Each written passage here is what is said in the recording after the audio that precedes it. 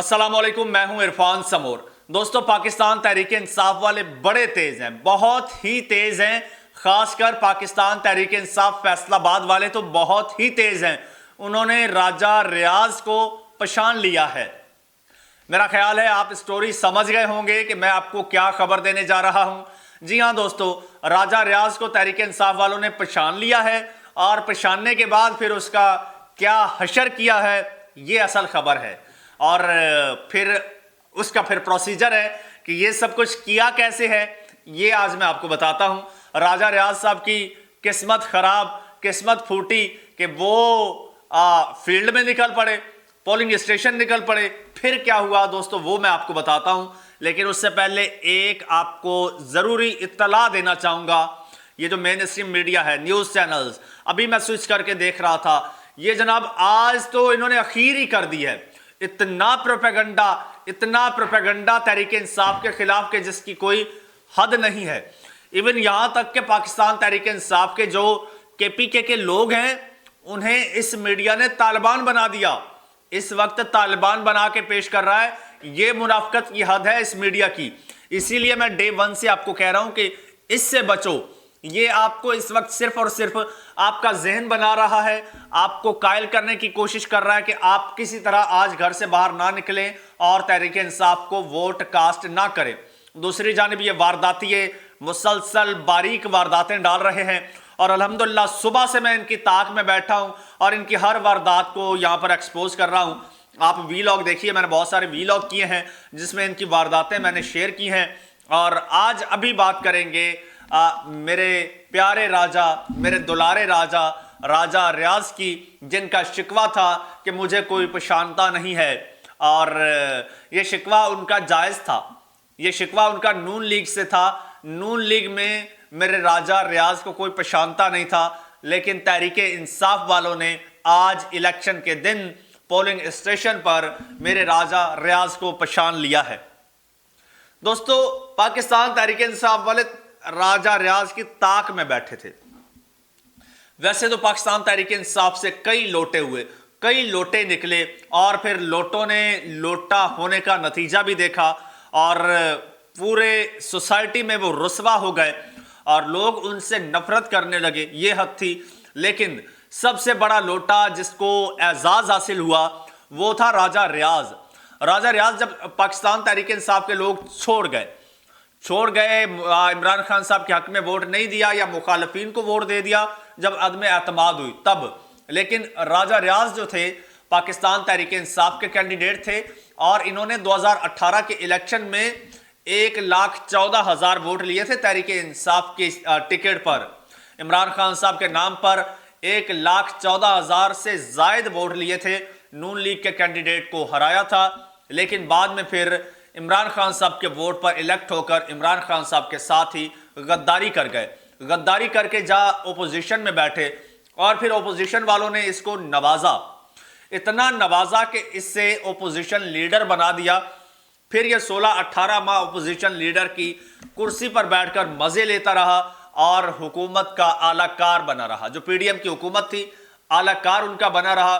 फिर धड़ाधड़ जनाब अमेंडमेंट्स हुई, रेफरेंसेस जो हैं वो वहां पर हुए, बड़ा कुछ हुआ। असेंबली में मंडियां लगी रहीं और ये उसमें सबसे बड़ा दलाल था और पाकिस्तान तहरीक इंसाफ की इस पर नजर थी और सबसे ज्यादा गुस्सा पाकिस्तान तहरीक इंसाफ को इस लोटे पर था। और आपको याद होगा कि पिछले जो लोटे थे उनको किस तरह से पाकिस्तान तहरीक इंसाफ ने ज़िमनी इलेक्शन में शिकस्त दी थी, एक सीट नहीं जीत सके थे। अच्छा, ये बात राजा रियाज साहब जानते थे। राजा साहब ने इस बार पहले इलेक्शन के लिए जो है वो अप्लाई किया, लेकिन बाद में फिर वो दस्तबरदार हो गए। जब उन्हें रिपोर्ट्स आई ना, कुछ खास रिपोर्ट्स, और कहा गया कि राजा साहब इस बार आप इलेक्शन ना लड़ो तो पैणियां बढ़िया जे, तो राजा साहब पीछे हट गए। राजा रियाज पीछे हट गए तो आगे सामने फ्रंट पे कर दिया अपने बेटे को, दानियाल को।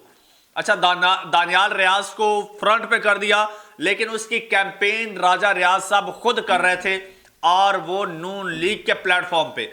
आज भी राजा रियाज साहब की डीपी देखो तो नवाज शरीफ साहब के साथ डीपी है और अब नया माई बाप जो है राजा रियाज ने अब वो नवाज शरीफ साहब को बनाया हुआ है आजकल, लेकिन खुद इलेक्शन में कॉन्टेस्ट नहीं किया, बेटे को टिकट दिलाया। और ये जितनी भी वफादारी की है राजा रियाज ने पीडीएम हुकूमत के साथ, उसका सिला दिया गया, उसको टिकट दिया गया। जब टिकट दिया गया है, बेटा मैदान में है और बाप मफरूर है।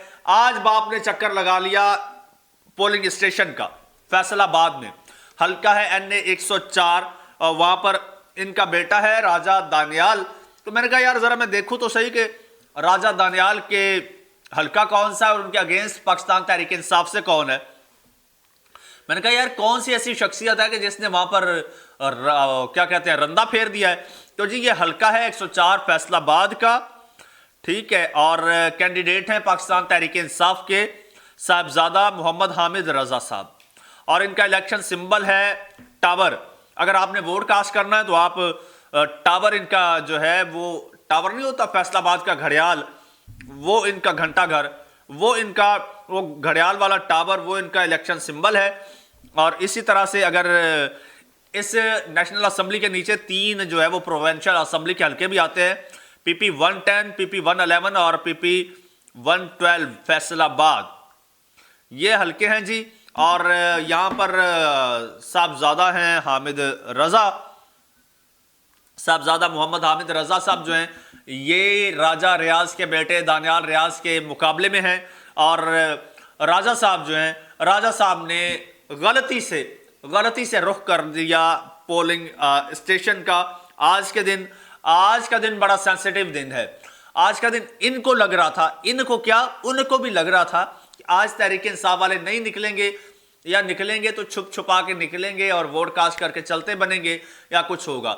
लेकिन सुबह से तहरीक इंसाफ के वोटर्स ने इलेक्शन जो पोलिंग बूथ हैं, जो पोलिंग स्टेशंस हैं, उन पर जनाब उन्होंने पहरा दिया हुआ है। और मैं खुद अभी फील्ड से आ रहा हूं, ये मनाजिर मैं देख चुका हूं, ये सिलसिला चल रहा है। और मुखालिफ जमात का कोई कैंडिडेट वहां पर भटक नहीं रहा। जब नहीं भटक रहा तो राजा रियाज साहब को क्या जरूरत थी कि वो आते। शायद वो चेक करने आए थे कि मुझे कोई पहचानता है या नहीं पहचानता। तो जनाब राजा रियाज साहब हल्के में आ गए और तहरीक इंसाफ वालों ने राजा रियाज को पहचान लिया।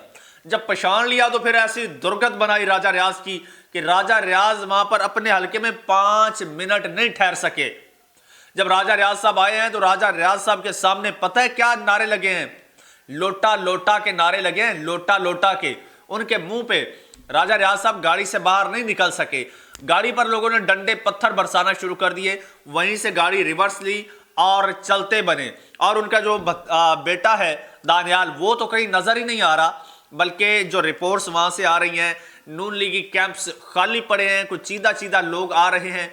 अब राजा रियाज ना घर का ना घाट का, उसको कौन वोट देगा? सूरत हाल यह है कि उसको नून लीग वाले भी वोट नहीं दे रहे। और पिछली नून लीग का जो अपना कैंडिडेट था वो पिछली दफा वहां से हार गया था, और अब तो लोटे का बेटा है, तो लोटे के बेटे को कौन वोट देगा वहां पे? सूरत हाल यह है कि नून लीग वाले भी जो हैं वो राजा रियाज के बेटे को वोट नहीं दे रहे। नून लीग वाले कह रहे हैं कि ये लोटे हैं। नून लीग के वहां के मकामी जो लोग हैं वो कह रहे हैं ये लोटे हैं, नवाज शरीफ साहब ने इनको टिकट क्यों दिया है? लोगों को उल्टा ये गुस्सा है। वो कहते हैं कि किसी आजाद उम्मीदवार को हम वोट दे देंगे, तहरीक इंसाफ के बंदे को वोट दे देंगे, किसी चोर को वोट दे देंगे, किसी डाकू को दे देंगे, किसी खंबे पर वोट लगा देंगे, लेकिन लोटे को वोट नहीं देंगे। जो इसने इमरान खान साहब के साथ गद्दारी की है, कल को हमारे साथ भी करेगा।